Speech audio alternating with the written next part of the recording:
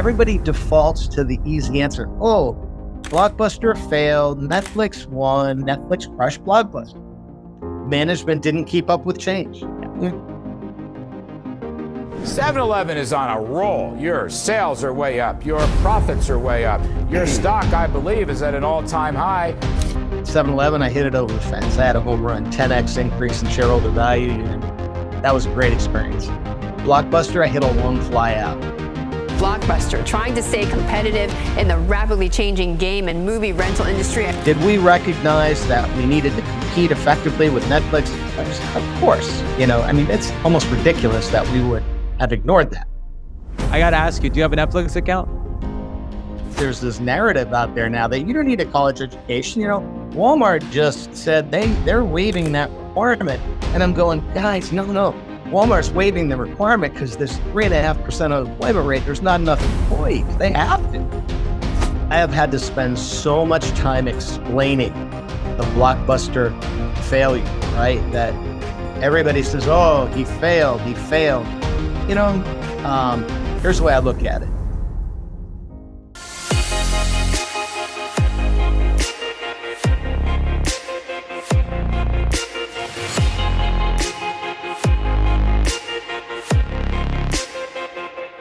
Today, we have a truly remarkable guest, Mr. James Keyes, a serial entrepreneur and former CEO of 2 Fortune 500 companies, 7-Eleven and Blockbuster. His career took off with an internship at Gulf Oil, eventually leading him to prominent roles at Citgo Petroleum and later the CFO, COO, and eventually President CEO of 7-Eleven. Today, we will dive into Mr. Keyes' trailblazing career from implementing cutting-edge retail technology to steering 7-Eleven through transformative periods. He also served as chairman and CEO of Blockbuster, overseeing strategic moves like acquiring MovieLink to compete with the industry giants. Most recently, Mr. Keyes has written a book titled Education is Freedom that will be coming out February 27th. The book outlines the importance of education for all mankind, the power of education to change our world, and the wisdom to unlock our personal freedom while reserving our democracy. Join us as we uncover the unique insights and experience of Mr. James Keyes, a true leader and innovator in the business world. And there you go. And as he holds the book, hold on, I need you to show the people the book. I appreciate you for joining me. So they can actually go ahead and pre-order right now on Amazon. And I saw you post that it was a best-selling for on the list on the pre-order. So congratulations on that. Thank you. Yeah, I was excited. It was my very first book. So when my publisher sent me the little seal that Amazon sends, I was really excited. So it must be a mistake. It can't be. It's only been on the market 2 weeks. Well, there's plenty of more time for people to go and pre-order, and I'm sure there's going to be a lot to learn from it, and we'll dive into that as well. But before that, when I was doing my research, I saw that you have a lot of talents. You've written songs, you're an artist, and then when I was on your LinkedIn, I looked at your profile photo and I'm like, that looks like someone drew it. And I was like, I have to ask him, did he draw that profile picture or not? No, that actually is the Wall Street Journal dot photo. Okay. They used to do. They don't do it so much anymore, but it used to be a big thing. And I've got to tell you, there's nothing better than picking up the Wall Street Journal one morning and you're looking at it. And seriously, this is how it happens. You look at the article and you go, oh, that guy looks familiar. And then you realize it's a story about you, and it's your little dot photo the first time you see it. It's pretty cool. Okay. It definitely looked like a hand-drawn. I think you should have just said, yes, I did it. And we would have rolled with that. Yeah, I should have. I should take credit for it. I can't draw that well. There you go. So I'm going to read a quote that you might be familiar with, and then I'm going to go ahead and ask you a question based on that quote. The quote goes, sure. Nothing in the world can take the place of persistence. Talent will not. Nothing is more common than unsuccessful men with talent. Genius will not.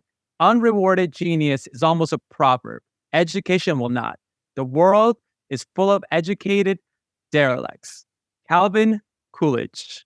Now, I know you know where that's from, but for our audience, one of your first jobs was actually McDonald's.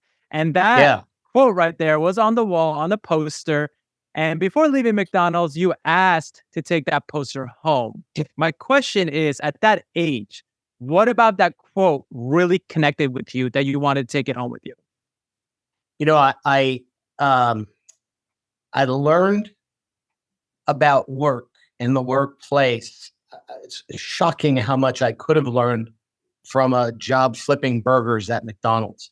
But I had I was a very competitive kid. And so I learned to flip burgers faster than anyone else. And, when they asked me to clean the lot, I'd run around the parking lot. I wanted to do everything faster and better than anyone. And I saw that on the wall that Ray Kroc had asked every McDonald's to post it in their break room. And it really sunk in that persistence and determination are omnipotent. And that's the last line of that Calvin Coolidge quote. Persistence and determination are omnipotent, more important than anything else. So I was just so inspired by that. And I think they had just made me a shift manager. And I was like 16 years old. And everybody's going, why'd they make him a shift manager? Well, because I was crazy enough to run around the parking lot, to pick it up. But it paid off. And I realized that, persistence and determination, hard work really do pay. Yeah, that is very, very true. And I was really interested on how that connected with you. So, change. Well, I've got to tell you the best part of that story, though. Yeah, go ahead. So, this seriously is the best part. As you said, they gave me the poster. I took it off. I was in shop class in high school. What do you do? I made a baseball bat. What else do you make, right? So I said, I know I'll take this poster. I'll burn the edges around, make it look old, and I'll put it on a little beat up board and shellac it, varnish. And I did. I made this plaque out of this poster that was on the wall at McDonald's. And that plaque has been on my desk throughout high school, throughout college, in every job I've had throughout my career. It's been there in my office. It's now in my office still. Best part of the story, though, is I had an opportunity to meet Warren Buffett. I was at Blockbuster, right in the middle of all that challenge with financial markets collapsing all around me. And, I'm getting all this negative press. And it's like, hey, I didn't do this. I just got here. But doesn't stop the press from piling on, and, oh, geez, didn't do this and didn't do that. And so I'm telling Warren this story. And, he was great. He encouraged me to hang in there, stay the course, take Blockbuster through to the finish line as I needed. And I get a book from Warren in the mail, and it's basically his life story. And it's got a little inscription in it. It says, best wishes, Jim, Warren. I thought that was cool. You get a nice message from Warren Buffett. That was a pretty cool thing. And flipping through, and I'm like, maybe I can find some inspiration in here. Chapter 172 in his book. I flipped to it, and I swear, it just floored me. My plaque, and it was the same font. It was the same script. One page, he dedicated an entire chapter to that Calvin Coolidge quote: "Persistence and determination are omnipotent." The quote is the quote is titled "Press On," and so it's not just for me the importance of that quote. It's not just Ray Kroc that saw it important enough to put it in the break room of every McDonald's, but even Warren Buffett recognized the importance of that very, very powerful message. When you saw that, obviously Warren Buffett, one of the most successful business people of lifetime of this generation and beyond. When you saw you had some sort of connection with him, did that make you feel like you could just dominate anything? You're like that have something in common with him?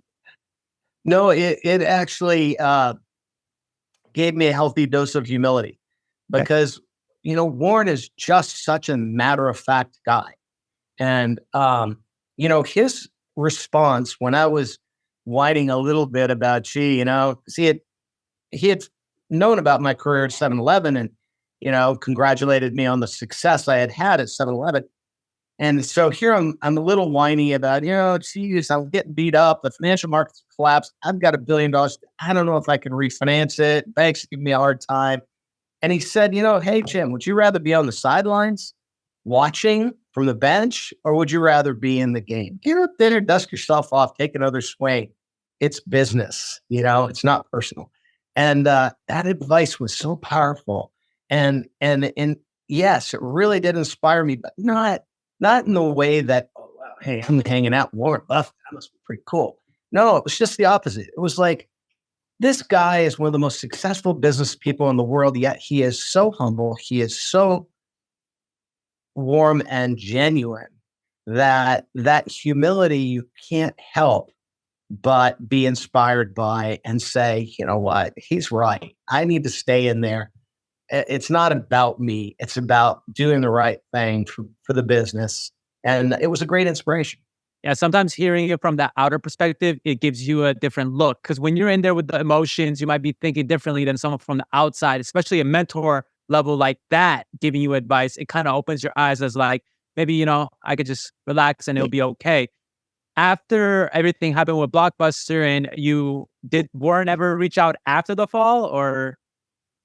I don't know how closely he followed the challenges of Blockbuster, but no, I mean, I've had an opportunity to run across them in the past since then. But no, we didn't actually talk about the Blockbuster challenges. I frankly, I should. I put it in the book, and I've already sent him a copy of the book, so hopefully he'll know that how grateful I was for that experience.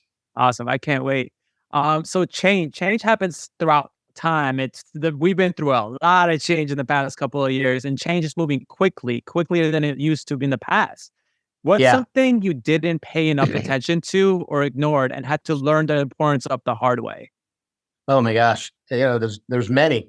First of all, I am a big believer in change. I made an entire chapter of my book. But when you're in the middle of change, it's hard to deal with the urgency of the situation. And with Blockbuster as an example, did we recognize that the technology for streaming was coming? Absolutely, of course. When I got there, that was the intent. Did we recognize that we needed to compete effectively with Netflix? Of course. It's almost ridiculous that we would have ignored that. Now, did we know that the financial markets would collapse and that the pressure on Blockbuster would be so intense so quickly? I didn't see that coming. Now, nobody did. Hindsight, nobody did. But, change are the things I could have done. Yes. When I joined the company, I had hoped to take it private. And it was Carl Icahn actually that talked me into leaving it at a public company. I had private equity money lined up. And hadn't we taken it private in 2007, we would have refinanced $1 billion of debt at about 6%, 7% maybe. Would have been a little bit more expensive. But we would have gotten it done and we would have sailed right through the financial crisis without batting an eyelash. I didn't see the financial crisis coming. And so, dealing with change, in hindsight, I probably should have been more proactive about refinancing when I could, rather than being a little bit greedy and saying, well, I'll get a better interest rate if I do some things to fix the business first. So your dad, it's funny because as I was doing the research, even though your book's called Education is Freedom and you have a foundation called Education is Freedom, you've been talking about education way before any of these things that you've implemented. And it's been part of your genes and part of your family, it sounds like, for a very long time. Your dad said they can take away everything else from you, but they can never take away your education, which is something that I think I heard about from my dad also a lot. If you were put in charge of the education system today, what would be the first thing that you would change or implement? Number one, first thing I would do is use technology. Yeah. Because we're still teaching and learning the way we did for the last 200 years. And there's no excuse. I mean, look what we've done to retail. Look what we've done to streaming video. Look what we've done to a commercial space, So the technology available today, it's possible, especially with AI, and we're just at the cusp of AI capabilities, but we can modify the tools that we use to teach based on the way you learn. we all learn differently. Some of us learn visually, some of us learn through audio, some of us learn, tactile, have to touch and feel and fix things. And so the beauty of technology is you can morph the teaching style, the process, to the way somebody best learns and keep measuring it, keep improving. So imagine, the concept of machine learning is that it just keeps learning, getting better, better, better.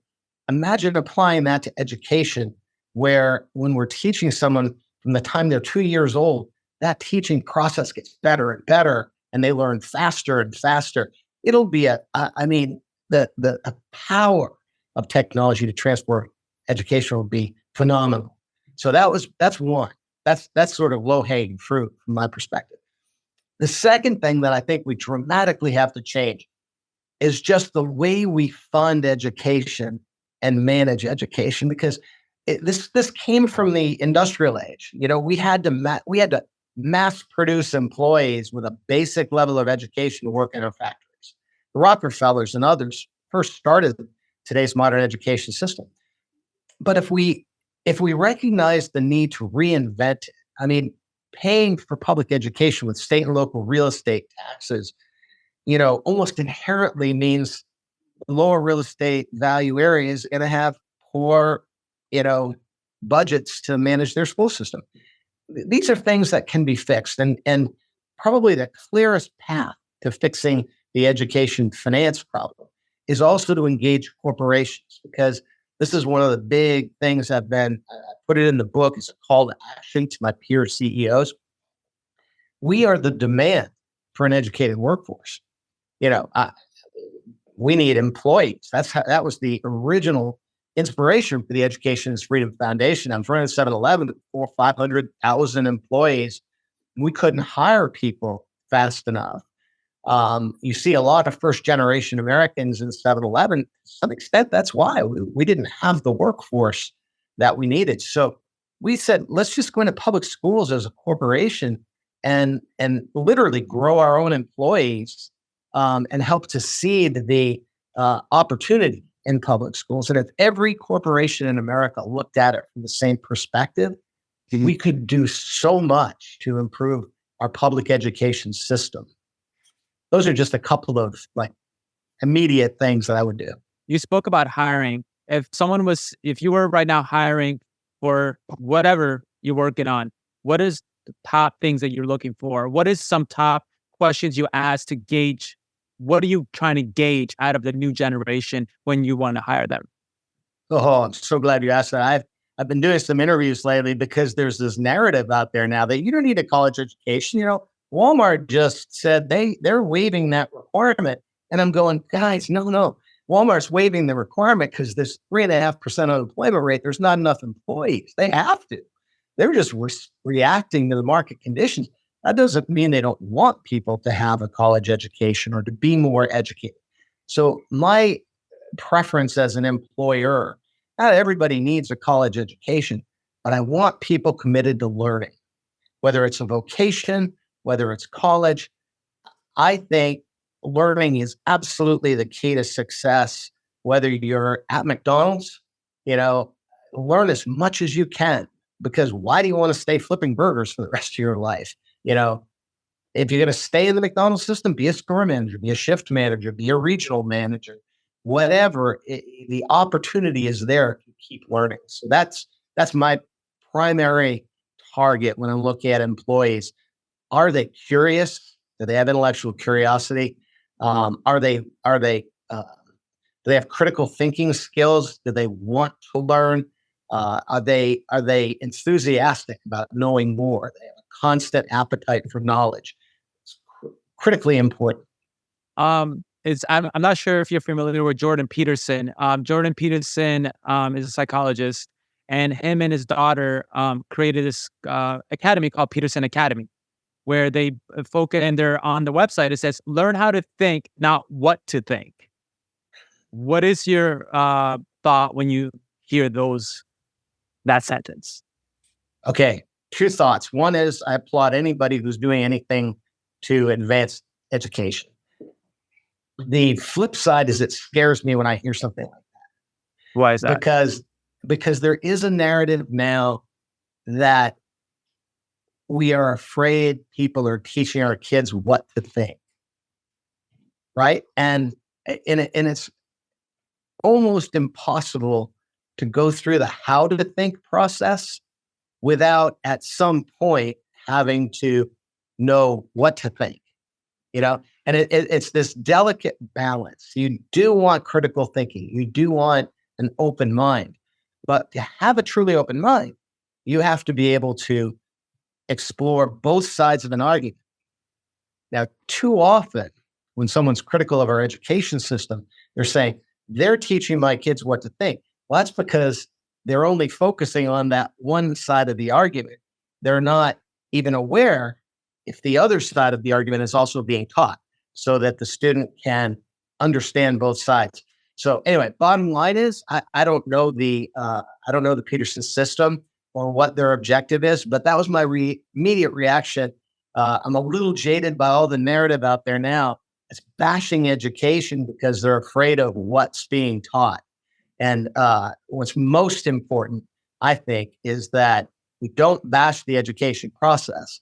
We encourage people to have that broadening experience of being able to argue both sides of any given situation, any given issue. I think something for me, so I'm a pharmacist, and going through COVID, I think one thing that stood out to me was like all these universities went online and still charged the same amount as they would if people went into person in person. I was in labs. I wasn't going in lab, but I was still being charged lab fees. That just didn't make any sense. So I think when people give the pushback on education, it's more like those things, like where are the, not so much of like, we don't need the knowledge education part, but more so let's focus on the knowledge education part and take away the extra nonsense that we have to deal with. Like me being $250,000 in debt after finishing pharmacy school. Yeah. Okay, let me take that challenge. Because that is a big part of the narrative out there. And as a result, a lot of people say, schools, don't waste your time on schools. You'll never get the return on investment, right? Scares me to death when I hear that. Because let me just go back to your original point. Why did you still charge? Why did the school still charge me when I was online? So I sit on the board of 2 universities. And so I'm intimately familiar with what they went through during COVID. Here's what happened. You've got an operating budget, let's say at $5 million, $10 million a year. Well, just because the students aren't on campus, that budget doesn't stop. You still have to pay your teachers, because you don't pay them, they're going to quit and they're going to go, and you don't have anybody left to teach, right? So you still have to keep them on the payroll. You still have an entire campus, buildings, plumbing systems that you have to maintain. You still have to plow the streets, all that stuff. So that their expenses didn't really go down. Then they had to provide online learning, all new incremental expense. They've got to go out and adapt for, cameras and technology and all that stuff. So it actually cost universities more in many cases to provide that same online experience. And you're sitting there thinking, well, I'm getting ripped off here. Well, in a way, from the student's perspective, it's not fair. But if you put yourself in the shoes of the operating company, if you will, that university or that college, they were trying to do the best they could. So, and I'm going to leave you with this. Yes, it's expensive. All the way back to Benjamin Franklin. It was expensive. And Benjamin Franklin said, I love this quote, he said, "You think the cost of higher education is too expensive? Consider the price of ignorance." And he's so right. And one last thing I'll leave you. I had a chance to go to Hamburger U when I was flipping burgers at McDonald's and wanted to send me. I could have. They kept saying, you don't need to go to college. And technically I didn't. I had a reasonable career. That's why the name of my book is Education's Freedom. I would have been perfectly fine. I'm sure I would have been quite happy. But I wouldn't have anywhere near the freedom that I have today because I said no to Hamburger U, ended up going to undergraduate 4-year liberal arts school, graduate school of business. The opportunities don't even compare. Now, did I load up with a lot of debt? Yeah. Yeah. Was I scared to death because I didn't think I could ever pay it back? Yep. But I did. I think when I read the title of your book, one thing I thought of, it wasn't so much thinking about the school system, but more so like getting educated and being educated. Because nowadays I feel like you can get educated without going to a 4-year college degree. Now, is it necessary for you go to college for certain things like becoming a pharmacist, becoming a doctor, becoming a lawyer, becoming an engineer? Of course, you have to. There is no other path. You have to go to school to become those things. But if you want to become a business owner or whatever, you're a businessman, do you necessarily need to go through college to get the education?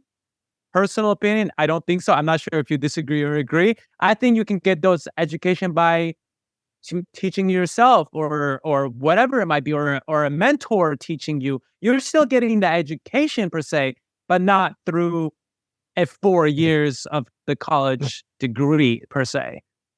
You're absolutely right. I'm going to agree with you. I'm going to reinforce your point by saying there's more power right here than there was in any library I would have had access to as a kid. Yeah. So there's no excuse.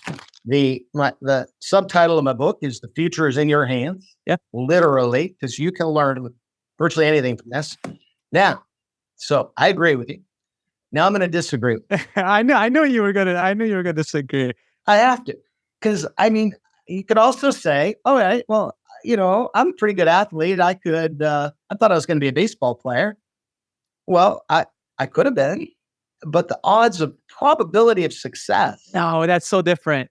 Oh, no, it's not different. So let me give you an example. Okay. Let me give you an example. I'm going to be an entrepreneur, right? Mm-hmm. The percentage of Elon Musk and Jeff Bezos versus And Bill everybody Gates and Warren and Bill Buffett. Gates, the percentage is minuscule of all of the entrepreneurs out there. So here's what happens. It's a trap. But I don't think that's the education part that's holding that back. I think it's the... Here it is. Okay. Here it is. It's a trap. Here's why. Start my own business. Mm-hmm. I start to grow. I'm making money. This is great. What's the first thing I need to do? Finance my business. Mm-hmm. I'm going to need loans. Okay. I'm going to need equity shareholders. Correct. I'm going to have to go on a roadshow and sell this idea. Now, if it's the 0.0001% that says, "Hey, I get this thing called Facebook," and it's going to be like, "That's pretty easy. Here's $1 million," right? If it's, I'm going to do this chain of car washes, which is a reasonable thing. The first thing they're going to do is say, "Okay, what are your credentials?" It's the very first thing. As a lender, a banker is going to say, "Show me your stuff. What you got?" Well, I didn't go to college. I graduated from high school. I had this cool paper route that I turned into a car wash business. And they were going to go, "All right, but, do you have the credibility as an entrepreneur?" Now, you might, like I said, there are some that do, but we should, and this is the word of caution. That's why I say it's a trap, because a lot of people 15 years into their entrepreneurial existence are like, "Man, this is hard. Nobody will lend me the money I need to grow this business." Well, it's because unless their business is wildly successful, the next thing that somebody's going to look at to determine their viability for bank loan, for equity, for real estate purchases, leasing, anything, they're going to say, "Give me your bio." And when they look at the bio, what are they going to look at? Where'd you go to school? I'm not saying that's right or wrong, but that's reality. And until that changes, which I don't see that changing, at least during my lifetime, maybe yours, that there's going to have to be some basis. Long term, I think there will be a way to measure people on the basis of knowledge. Yeah. Not I think academic credentials. I think that's where we agree on. Like, I still think there is definitely value. I couldn't be a pharmacist without a doctor of pharmacy degree. So exactly, scary thought, right? But those fields, you need that. But I agree. I still think about, if you said you went to business, Harvard Business Law School or business school, and that's a credibility that people trust in that person. But my thing, and last one on this, I want to move on so we have enough time to talk about other stuff. But that doesn't take away. That doesn't mean that that person is more qualified just because they hold that degree. No, not at all. But you and I walk into a bank. You want money for your business. I want money for mine. Of course. Who's going to get better chance? But your experience is what really overpowers anything. Take that out. Dial me back. We're the same age. You're a pharmacist. I have a graduate degree from Columbia Business School, right? Who's going to have, if you've only got $1 million to loan, who are you going to give it to? I don't know. I think an MBA and doctorate are the same. Like, I don't think one overpowers the other. I don't know. That may be a bad example. Probably a terrible example. I think we could talk on this forever, and I would love to have you back on when the book drops so we can go in depth on education freedom. But one last question on education. I think part of education is being able to learn that maybe the way that you're thinking is not the right way. I know for myself throughout time, whether I was from 15 to 18 to 25 to 30, my ways of thinking have changed. And I'm like, maybe, you know what? Maybe I didn't think the right way back then. And now I change it to become a better person and be able to succeed. What is something you believed 10, 20 years ago that you had to unlearn to get to where you are now?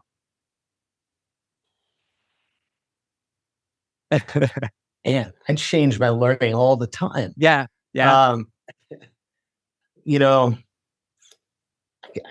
don't know of any one thing because there are so many things that I learned. You learn from your mistakes, Yeah. You're absolutely right. The key is to be able to adapt, to be able to, and that's that humility thing that I mentioned. There's confidence. I talk about confidence in the book, but there's a fine line between confidence and arrogance. Well, the difference is if you have humility, you know that, oh man, I may be wrong. My argument about, me and you going to get a loan, maybe I'm wrong. Maybe, that could be. And unless I'm willing to accept that and learn from that situation and say, you know what, that was a really bad example because he got a loan better than me before I did. I think that's the differentiator, the ability to know that you've got more to learn. Yeah, I think that character trait is such a big part of success and successful people, being able to say, maybe I was wrong there. And being able to say it in public and not even just in the closed doors and just being open about it. I don't know if you saw Elon Musk's recent interview. I won't say exactly what he said, but it's a little strong. Him being so open like that makes people, at least for me, makes me be like, he's a human. He's saying what he says and he walks the walks and talks the talk. And that makes him likable, for me at least. I'm sure other people can have different opinions about it, but that's the same way of he was able to even say, like, I might say things sometimes that are wrong, and I know they are. And I love that about him, and it makes me like him more. And I think as a CEO and leader of a company, if the leaders become more transparent like that, the employees will work much harder. And I'm sure you've experienced that firsthand. Yeah, absolutely. I'll give you another example of a person that's probably as out there as Elon. How do you write a chapter on confidence without talking about Donald Trump, right? Yeah. He's the poster child for confidence. Yeah. But there's an interesting backstory here that I worry about Elon. I really admire Elon. I'm a space geek, I drove a Tesla. I was an early adopter. I mean, I'm all in on Elon, but I worry about him a little bit because I don't want to see him go down that same path that our former president did in the following sense. Trump, I had to come to grips with this. I had to study him because I was writing a chapter on confidence. Well, the confidence can be a double-edged sword because that arrogance thing can derail the success if you're overly confident, right? So I tried to understand, where did he get his confidence? Turns out he got it from his dad. His dad was a big, big supporter of a guy named Norman Vincent Peale. You ever hear of him? Yes. The Power of Positive Thinking, right? So Norman Vincent Peale was a preacher. He wrote the book, The Power of Positive Thinking. Man, he was like all about confidence. But every time he would preach confidence, he would preach the power of humility, the importance of humility. Not humility in the sense that, oh, gee, I'm not as good as you. None of that crap, right? Humility in the sense that I've got more to learn, So I'm not going to stand there and pound the table and say what Elon said. No, you can't. Hey, this is an open platform. You can say whatever you like. Well, I mean, he did the FU, right? Yeah. And it's like, well, wait a minute. Okay. That's a pretty powerful statement, but I would have preferred him to say, you know what? If it was misinterpreted, maybe I was wrong in saying it that way. Not, hey, tough. I think he also had, I think he had those words also because of who it was. Who it was that did that to him and his background and everything that's been happening with, you know what I mean? So I think that's why he went so hard. I think if it was just a regular company that did it, he wouldn't have been as harsh. I think it's the person that was doing that to him that he wanted to send a message. Yeah, and that's a factor. But remember the advice that I picked up from Warren Buffett? It's not personal. And it's as soon as you start, and this is unfortunately this is what happened to the former president, and I that's what I fear about Elon, that he goes down that making it personal path. Business is not personal. I put out a TikTok video. I got 800,000 views. I was like, holy cow. And that's like my second TikTok video. That's great. And I start reading the comments. I'm like, wait, this is not a wig. It's just bad hair.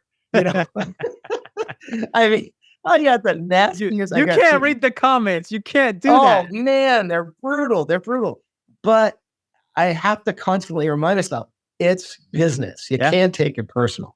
People aren't, and that's so important. And it's an important part of that message of confidence and not letting someone get to you. Very true. Very true. I want to go to I love this. I love this. It's not a wig, by the way. It's just bad hair. It really is. That's gonna be the title of the video. It's not a wig. Yeah, it's not a wig. In 2007, the New York Times said this. They said, if Blockbuster is a company in desperate need of script doctor, the man it has chosen for the task, James Keyes, the former chief executive of 7-Eleven, could perhaps be described as a master of rewrite. And you're shaking your head because I know you probably remember that like it was yesterday. You took over a very hard task. I don't think people realize that. Like, you didn't come into Blockbuster and it was a successful company and you just had to keep the ball rolling on that success. You came in when it was kind of going down already. And everyone was watching and everyone was judging you. It's funny, I was watching your PBS interview that you did in 2007. Man, that lady opened up that interview just going in at you, just all the negatives. The stock price is down this much, this and that, like no positive talk at the intro. And I thought to myself, what was it first like when you on your first day as CEO? Walk me through that day when you walked in that office. If they even give you an office, what was it like? What was it going through your head? What was the conversation like with your wife at home? How was that? Walk me through that, because that's the part I feel like no one really asks you about and talk about. Yeah. The family was very supportive of what I was doing. They saw me through good times and bad times at 7-Eleven. 7-Eleven had been in bankruptcy in 1991, and we were able to pull them out of the ditch and return it to profitability. And we ended up 10 times increase in stock price and, 40 quarters of same-store sales growth. So we had a wildly strong period of success at 7-Eleven. So she saw that, and she saw that she had the confidence. The family saw that I had the confidence to be able to do this. I had the tool set to be able to get into a troubled situation and turn it around. What I don't think anybody could have anticipated, it's a little bit of the perfect storm, because literally the day I arrived, the chief financial officer took me aside and said, yeah, we got a little problem here. What's that? Well, we violated a bank covenant and they want to pull our bank debt. And I was, what do you mean? Well, this is like our third or fourth time of violating the bank covenant. It's like missing a mortgage payment, right? You get away with it a couple of times, and pretty soon the bank says, hey, we're going to foreclose on your house. That's what we were facing. And remember, I said I could have refinanced the debt. Well, I went to the banks and convinced them to give me more time. Got a new CEO. Here's my plan. 12 months from now, I'll be able to show you improvement in results and get them better interest rate, and we'll refinance that. And they said, okay. So, that was the first shocker that I had in coming in. But, again, no big deal. Got the banks to give us a little bit of time, and we were well on our way. Bought Movie Link. That was a great deal. Studios packaged that up. No one knows that story, by the way. Yeah, you had done your homework. I was going to ask you, a lot of people would think Blockbuster went down because Netflix came and they were this amazing company with this new idea. Little do people know, you were already ahead of the game with the streaming thing and acquired Movie Link. I'll let you go ahead and speak on that. What? Yeah. The studios really didn't like the Netflix model because it was subscription. So in other words, it's the all-you-can-eat buffet. Well, you're not going to get steak on the all-you-can-eat buffet, right? You're going to get stuff that's been sitting out for a while. Same thing with movies. So the studios couldn't make Top Gun and then put it in the Netflix model back in the day for $9.99 a month, right? So they were really concerned when it came to streaming that new releases had to be monetized as they were with DVDs. So they created a company called Movie Link to be able to assure themselves. And it was 5 of the 6 major studios, Sony, Warner, MGM. They said, let's protect these digital rights now. Let's not lose control. The problem is they were also fierce competitors, so they didn't get along so well. And it was way early. It was before Wi-Fi wasn't even barely around, right? We were still buffering, and terrible experience. There were no apps. The iPhone didn't launch until 2007. So, and then I remember people saying, no one's going to watch a movie on that little screen, Okay, wait. But anyway, so it was early. They sold us Movie Link. At the time, they had the largest collection of streaming because somebody had to actually convert these old movies and new movies to digital. So they had the largest collection with over 3,000 titles. And Netflix was just barely starting up with streaming. We bought Movie Link. We converted it to Blockbuster On Demand, which gave us something we called Total Access. They actually started that before I got there, but we added to Total Access. Total Access was DVDs by mail in a store. We added then kiosks to compete with Redbox, and we added Blockbuster On Demand for streaming. So truly Total Access. I mean, talk about a competitive advantage. We actually had one. Mm-hmm. I have a question. When I was doing my research, there was this guy, everyone has an opinion, right? So there was a lot of videos about the downfall of Blockbuster and blah, blah, blah. And someone says something that I want to find the truth from you, since you're the guy that will have the truth to the answer. They said that, when you walked in the Blockbuster, and I remember when I was a kid, there was, drinks, there was candy, there was posters. And they said that it turned it into a 7-Eleven thing and I want to know your opinion. Like, was the front section with the drinks and the candies and stuff, was that already there prior to going? It was already there. It was already there. So it's not something to make more money from. Yeah, we tried to enhance it a little bit. And bottom line is, I'll give you an analogy. At 7-Eleven, we were struggling. You remember I told you the company was in bankruptcy, right? Yeah. Well, at the time, we had this big cigarette business. We knew cigarettes weren't going to be around forever. Well, here they are still after this many years, but the business was declining. So we said, you know what? Let's just change the way we do this. Let's use the cigarette business. Let's actually change the pricing model and stuff like that. And let's monetize that business. And you should use that business to fund remodeling the stores, bringing new products like fresh food into the stores, et cetera. So if you take that same model and apply it to Blockbuster, we had to generate more earnings. Remember I said we broke a bank covenant. We needed more cash flow. So I looked at the stores and said, these stores could generate more. Let's do a better job of satisfying the customer. Let's be better in stock on new releases, which is primary demand in our stores. So we changed the inventory levels to have more new movies available. We did add some of the merchandise assortment and drinks and candy and stuff like that to help drive sales. All of that was an effort to free up cash to reinvest in the digital side. And we actually were successful in 2008. There's a Wall Street Journal story with my little dot photo, by the way. I've got a copy of it I could share with you.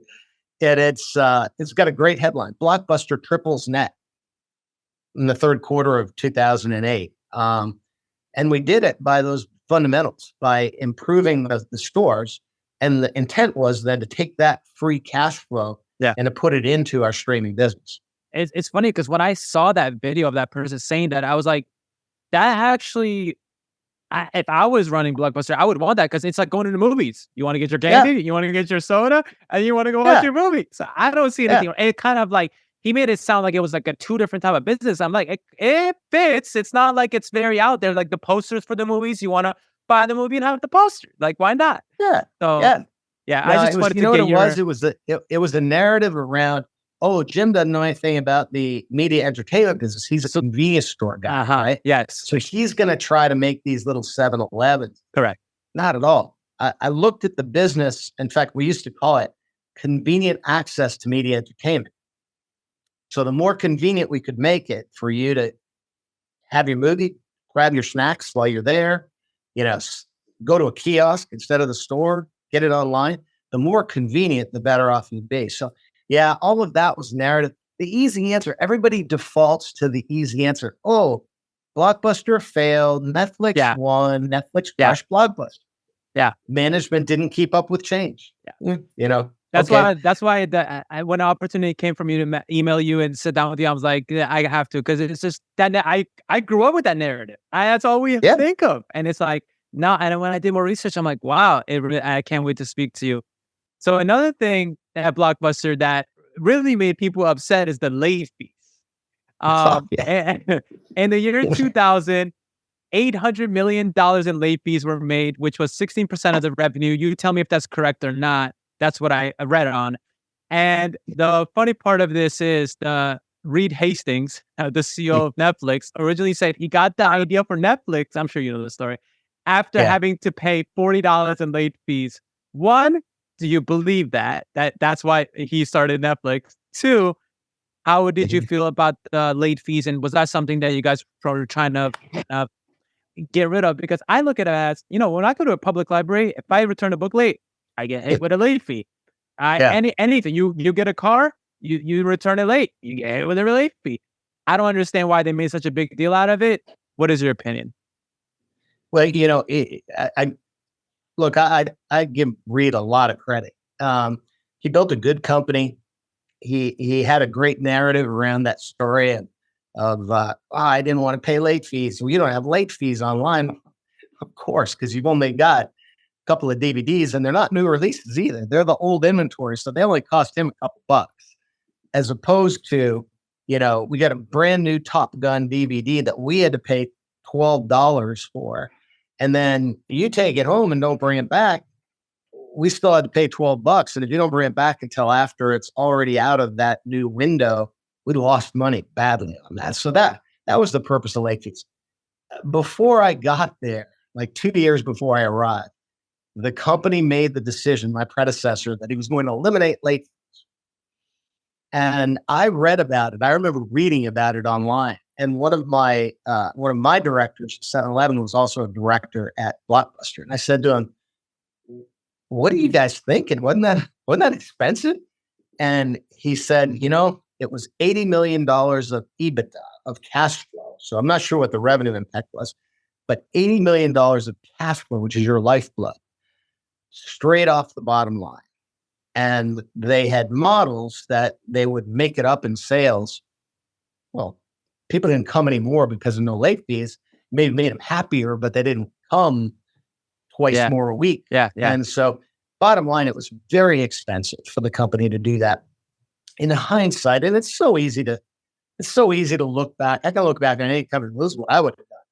And that's what everybody always, armchair quarterbacks like to do. But they could have, in hindsight, said, you know what? Yeah, we have late fees. Like you said, somebody's got to, if you use the system, somebody has to cover the cost. But we have this thing called Blockbuster Online, or by mail DVDs, no late fees there. If you don't like late fees, please go online. And that would have helped, I think, advance their online business. Yeah, that's so. I didn't think of it that way. That would have been a perfect way to shift everyone to that way. Yeah, I don't know why they didn't do that, but again, it's so easy to armchair. Yeah. But my thing is like, listen, when you're in school, when you get homework and there's no deadline, you're gonna wait. You might wait a week, 2 weeks, 3 weeks to do it. But if you got a deadline, which is the late fee, then you're gonna get it done on time. And that's what I loved at it. I think some of the stuff that people made a big deal about, it was a little. Yeah. Well, you're absolutely right. And there's a really important business aspect to this. 80% of Blockbuster's business was new releases. Yeah. So it was within the first 30 days, right? Well, if those new releases we had to buy from the studios, they're pretty expensive. But we would turn them over 4 or 5 times before we ever had to even pay for them because we had credit terms. But if 10 people took them out and then didn't bring them back, now we're out of stock for everybody else. And now it's like, it didn't satisfy the customer, right? Yeah. I tell you, something that didn't sit with me with Netflix, it took me a while to have a Netflix account because I was just like what you said, it's all old movies. It's like, I'm not getting anything new. Like, what am I paying to whatever it was when it first came out, this much money for a movie that's like 30 years old, 20 years old? Yeah. It doesn't make sense. I got to ask you, do you have a Netflix account? I did. And there were a couple of TV shows because they actually got into production. Okay. Yeah. They've gotten better. I think they could still. Yeah. It still can be better because I feel like if you have Netflix for like a couple of months, unless a new series comes through, it's hard for you to find a good movie. I think they're doing well with the TV shows and series, but movies, I don't think they're still doing a good job with movies. Yeah, that's why I let my subscription lapse. Don't tell Reed, it'd probably be. You should give me a free subscription because I helped him out. Right? There you go. Exactly. I agree. Maybe he's watching. Yeah, I hope so. What is something that you learned from Blockbuster and what you learned from 7-Eleven? 2 different companies. What did you learn from each one? I learned, I'm going to give you my classic learning that I learned from both. It's my learning about business overall. And it's a quote from Nelson Mandela. I have had to spend so much time explaining the Blockbuster failure, right? That everybody says, oh, he failed. Here's the way I look at it. Nelson Mandela said, I never lose. I never fail. I win or I learn. And it's not failure. It's not losing if you learn from the experience. I learned a lot from both 7-Eleven and from Blockbuster. It's not fun to, here's how I describe my career. I had a couple of at-bats. 7-Eleven, I hit it over the fence. I had a home run, 10x increase in shareholder value, and that was a great experience. Blockbuster, I hit a long fly out. I mean, we had strategic partners lined up that were this close to being able to deliver that would have Netflix still doing DVDs by mail, but we were this close and I didn't get it over the fence, but it was a long fly out. Still a great experience. You got to write a book on your journey. I think that has to be the next book. That has to be the next book. I'm going to give you a name and I want to know if you know the name. You might not. Do you know Ken and Debbie Tischer? Tisher. Familiar, but I don't. So they're the only Blockbuster store remaining in the country. Oh. And they're in Bend, Oregon. Oh, in Bend, Oregon. Okay. Yeah, I should have recognized the name. Yeah. Well, have you ever, throughout time, communicated with them, connected, talked, stopped by that store or anything? I need to. I think I'm going to go up there and shoot a video because now that I'm trying to promote the book, and I talk a lot about Blockbuster in the book, I think I'm going to get up there and maybe shoot a video with them and talk about it. I'm not sure they know the story. The people in the stores were so far removed from what was going on at corporate headquarters that they didn't really know the history. Yeah. I give them a lot of credit, though. The reason that store still exists is the persistence of that one manager who said, I'm not going to close. And she went to Dish, who ultimately bought the company out of restructuring, and she convinced them, let me keep this open. And remember that when we started that Calvin Coolidge post? Yeah. Persistence and determination are omnipotent, man. To be the one Blockbuster remaining was persistence and determination on the part of one individual. Yeah, I think she definitely needs to get that poster and have it in that store, because that is for sure. It's crazy. It's crazy. She's still going, and I can't wait. I mean, if you had one message to them, what would be the message? Find a new business model.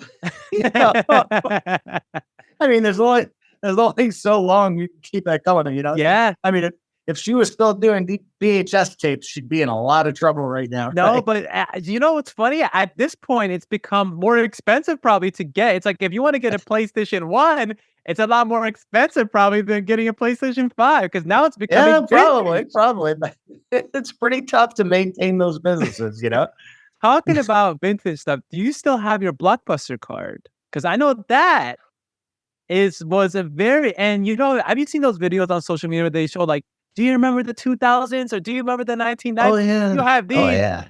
Blockbuster card was one of those things that everyone had.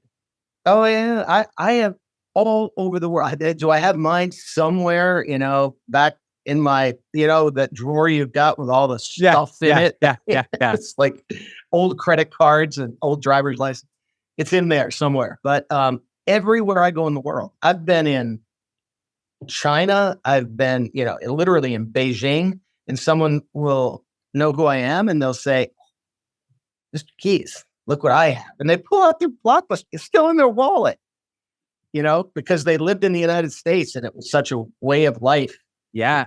It's shocking. Yeah. I would love to know the number of Blockbuster cards that people still schlep around with them. I don't know why. I'm pretty sure they're on eBay. I'm gonna take a screenshot and put it on the screen if I can find some. But I'm sure there's on eBay that are going for like probably thousands. I wouldn't doubt it. I know. You went through a lot of stuff that you have to deal with the unexpected. How do you prepare for the unexpected? You dealt with many with 7-Eleven, Blockbuster, obviously, as we've been speaking. And going through the financial crisis with Blockbuster, as we've spoken, how does one deal with the unexpected? Because I feel like we're at a stage where 2024, we're going to be hit with a lot of unexpected. Yeah. I have three things that I candidly, I call them my gift, and I get a little criticism sometimes. Oh yeah, sure. Yeah. Thanks for the gift. But I'm serious. I have dealt with the unexpected in three ways. And I teach this. I go back to Columbia, Harvard Business School, et cetera, and teach these three principles for dealing with unexpected change. And the first is recognizing that change isn't going to happen and to be and making sure people understand it's not the change. The change is irrelevant. It's how you respond to the change that matters. And because change is going to happen. But if you have your head down and you're like, oh, woe is me, and complain about it or, are intimidated by it, you're going to fail because somebody else is going to respond more favorably, right? So change, I've coined the expression, change equals opportunity, right? CEO. It's the job of a CEO. Change equals opportunity if you respond to it, right? So that's one. The second is confidence, because fear is what kills so many of us. When you've got an abrupt change, oh my gosh, how many times have companies gone through stuff and what do the employees do? Oh, there's going to be a riff. Oh my God, I'm going to get fired. And then they have their head down and they're like, oh, I better look for a job. And instead say, you know what? I'm the best person they got here. I'll be the last person they fire if I work even harder during this turbulent time. They need me now more than ever. That's the difference between confidence and fear, right? And then the third is clarity. In turbulent times, you can't communicate enough and you can't simplify enough because when something awful happens suddenly, this fear ends up paralyzing people unless you talk it through. It's like, okay, here's what's happening. No big deal. We're going to get through this. Just like you and Warren, like how your conversation with Warren. Same thing. And even I'm out there preaching confidence, dealing with change. And even we're all human.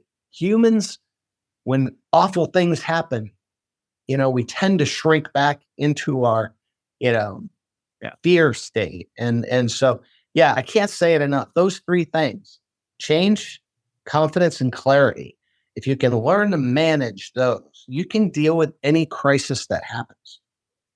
Yeah. And nowadays, everyone has an opinion and people can get fed so much wrong information. As you know, the internet is very easy to get any information. If I wanted to get information on Nima saying something wrong, I could type it. I probably could find it. Yeah. What is something most people think is important that we can skip entirely, whether it be in business or in life, from your experience? That we can skip entirely? Yeah, something that maybe people think like you have to do this or you won't become this. What is that one thing that people keep preaching on that maybe it's not as important as they make it seem like? That you stumped me. Most things are not as important. We know education is not the answer for you. That you will not say that one. Right. If they say education, wrong answer. I think people get wound around the axle. I just had this conversation today. I came from a board meeting and the CEO was like feeling like he was under siege. Well, that's what a board is supposed to do. They're supposed to challenge the CEO. But so often, and this company's having great results too, but so often the CEO feels like, oh, I'm getting picked on, et cetera, et cetera. So my conversation with him after the fact, I went into his office and he was like looking kind of depressed. And I said, this board really loves you. They love what you're doing, but they want you to be better and they're pushing you to be better. So don't worry about the little stuff. So I guess that's my answer. In the simplest terms, don't sweat the small stuff because everybody's like really wound around the axle so much about stuff that doesn't matter. Yeah. Talking about you met with a CEO, what is something that you see in leaders nowadays that they're lacking? That you're just like, man, like I'm just not seeing enough of this that I used to see. I don't see enough confidence, and I'm going to project this across all leaders worldwide. I grew up in an era where you could feel the confidence of the leader. And it wasn't that arrogance thing. It wasn't that false confidence that a lot of people can pretend, that they're confident. It was genuine. Look, I've got a plan and look, it may not be the right plan, but if it's not, I'm going to modify it. Follow me. I don't see enough of that. I see a lot of paranoia. I see a lot of blame going on with leadership. Ooh, it happens. Corporation, governments. Oh, it wasn't my fault. That was those guys. They're evil. Oh, come on. Yeah. We're running out to an hour. I have two more questions for you. If Sure. you had a message for your future self watching this, what would it be? Fly one of those. I literally would take my future self, give them this book and say, read it. Because in the book, I talk about, this isn't that hard. And it's all about learning to enrich your life. And I was kidding, but I do fly one of those. And the reason I can fly one of those is very simple. I've been learning my whole life for the last 30, 40 years. And I train every year with the professionals so that I can continue to increase my skills because the more I learn, the more I can fly. So I don't just fly that. I can fly a helicopter. I can fly a float plane. I've got a bush plane that I can fly up into the backcountry. And these are all things that I had to learn, but the more you learn, the more you can do. So that's very simply what I would tell my, 17, 18-year-old self. I'd say, learn as much as you can, read my book, and stop being afraid of everything. Have confidence, because that's such an important factor. What's a difficult decision that you had to make this month or this year? Difficult decision. Oh, okay. Probably the hardest decision I've had to make is, how much do I spend to promote this book? Because I have no idea if anyone cares or not. But I think I want to get it. My objective is to get it in the hands of as many young people. I want to change lives, Yeah. Look, no one makes money on books these days. Let's face it. It's the average book sells 4,000 or 5,000 copies if they're lucky. But I'd love to see this sell 1 million copies, not because I'm going to make any money on it. All the proceeds are going to end up going to charity anyway, to the nonprofit. But the more lives I can change, I think that's my measure of success. Just being able to pay it forward and say, hey, look, I was really lucky. My freedom today is something that completely I can trace all the way back to my education. And let me help you to see that path, because anybody can do anything they want, if they understand the roadmap. Yeah, I can't wait to read the book. I think your journey, going back to our original topic of how I was looking at education through experience, I think is so much more valuable than maybe reading something, in my opinion. And I think your journey of how much you've learned can just tell me how much valuable information is in that book. So I can't wait to read it, and I can't wait for everyone else to pre-order it. Before we go, if I go back to high school, undergrad, Columbia University, Holy Cross, and I ask your favorite teacher, your best friend, hey, who was James? What would they say? Oh, about me? Yes. I go out talk to they'd them say, and I'm like, hey, who was James? they would say I'm a pain in the butt. No. I think they would say, well, I'll give you a couple of nicknames. I had a nickname that I hated as a kid in high school. They called me Smiley. I'm like, dude, don't call me Smiley. I'll punch you. But they call me Smiley. And I never understood it. And, looking back, I dealt with a whole lot of crap as a kid growing up, and adversity, and, you'll find it in the book. There's just a lot of stuff I had to deal with. But in spite of that, for some reason, I had this thing that I just learned, this term that I baked into the book. I learned it from a violinist, a British, very famous violinist. She called it relentless positivity. I was like, that's why they call me Smiley. Maybe that's okay. I think that's a good thing. And I have had that relentless positivity. I can do this. I'll get through this crisis, whatever it is. So I think that's one of the things they'd say. And then they'd probably say I was a little bit driven to the point of being obnoxious. I definitely think you were driven to pick up everything at Blockbuster, everything at 7-Eleven, and everything you're going to do with this book, Education is Freedom, and with the foundation. And I'm sure you have plenty of other big things in the bank, because you want to fly one of those. And you said you do fly one of those. So I'm sure whoever's flying one of those got some big dreams. So congratulations on the book when it comes out February 27th. Everyone go ahead and pre-order on Amazon. I'll have the link below. I would love to have you back on once that book comes out to talk more in depth. I got to read it first, and then more in depth, we can go into depth of what's in the book. Absolutely. I look forward to coming back. Of course. And any last words for anyone watching? Just keep on learning. The more you learn, the more you can do. And even if it's through experience, it doesn't matter. Just keep learning. I can't wait to have that in depth with you. Thank you so much, Mr. Keys, for joining us. Thank you, everyone, for watching. This is Literacy Podcast.